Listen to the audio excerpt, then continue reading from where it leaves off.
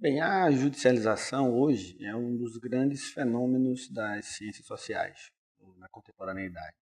É um fenômeno muito interessante de se observar porque por muito tempo o judiciário ele foi uma instituição bastante à parte, né, do sistema político, do sistema social. Era muito vinculada ao poder executivo. Nos escritos primeiros dá para perceber isso muito bem. E o que a gente vê hoje, basicamente, é uma, um processo de empoderamento do Poder Judiciário que se dá no nível institucional e das regras com a decisão da Corte Norte-Americana no século XIX, e daí então ele ganha uma perspectiva muito forte. Né? Ele começa a ampliar a sua capacidade de construir interferências dentro da sociedade. Isso se dá em diversos campos. Né? Se dá no campo ordinário da justiça, o campo civil, penal, trabalhista, mas tem se dado, sobretudo, no campo constitucional, que é o chamado direito político. Né? E essas mudanças elas foram acontecendo paulatinamente.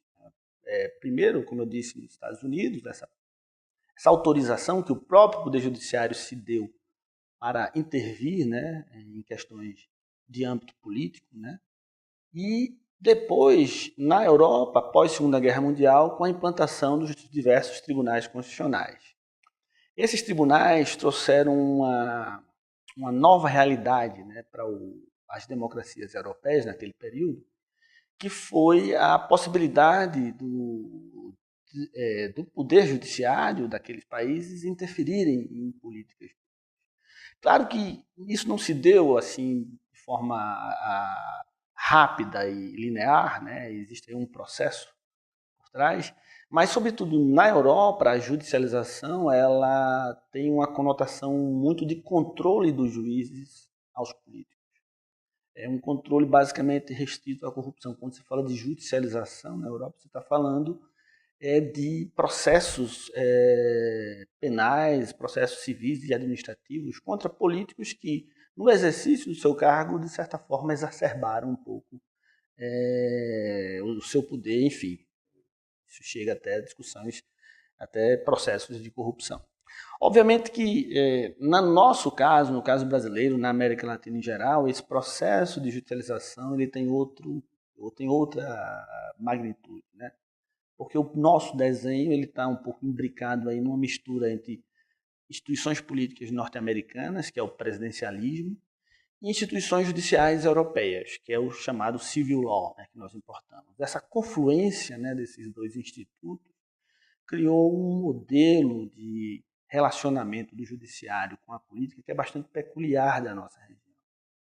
E eu acredito que esse modelo ele tem gerado assim discrepâncias muito grandes dentro da própria região. Nós vamos ter dois casos opostos na América Latina hoje, que é o caso da Venezuela, que você vai ter um judiciário fortemente cooptado, dominado pelo poder executivo. E na outra ponta você vai ter o caso do brasileiro, que é um judiciário com diversas prerrogativas de independência e de autonomia. Os nossos magistrados têm muitas prerrogativas e também percebem salários comparativamente, até a nível mundial, bastante significativos. Né? Então, essas diferenças são um pouco a contradição desse modelo que se instaurou aqui na América Latina. No caso brasileiro em si, nós temos uma discussão bem interessante, porque de todos os casos, o Brasil foi o que desenvolveu um judiciário muito poderoso. Um judiciário que sai da Constituição de 88, com diversas prerrogativas. Né? Essas prerrogativas elas não foram criadas do nada, existe um processo histórico por trás disso. Né? Sabemos que o Estado brasileiro ele foi construído, né, num tripé ali entre padres, militares e bacharéis. E hoje temos claramente a proeminência desses bacharéis que estão em diversas instituições de poder, não só no judiciário, né? Estão também no legislativo, estão no executivo, estão em diversas partes do governo e da sociedade organizada. Essa confluência de forças, né, que eu estou chamando aqui de bacharéis, teve uma repercussão muito forte no que a gente chama de judicialização. Então, a judicialização ela se dá no âmbito do caso brasileiro, não apenas no âmbito civil, penal, trabalhista, né? Isso já é notoriamente percebido, mas se dá, e no nosso caso, que é o caso bem peculiar nesse sentido, sobretudo no sistema político. Pela capacidade, pela força que a nossa Corte Constitucional, o Supremo Tribunal Federal, tem de exercer esse papel de controle. É dado ao Supremo não só o poder de controle de constitucionalidade das leis, mas também de ser a instância recursal de todo o direito positivo brasileiro. Então, quase todo conflito de interesse social termina por passar pelo Supremo. E isso, por vezes, gera um grau de autonomia e de poder dessa instância que muitas vezes entra em conflito com os demais poderes.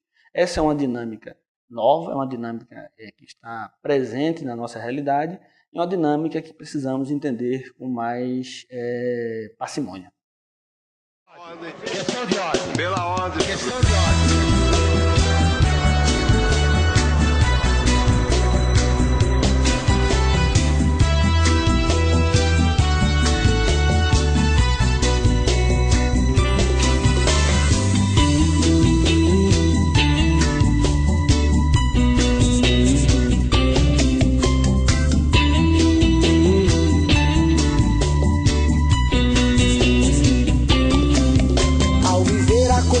Na correria, a sua vida longe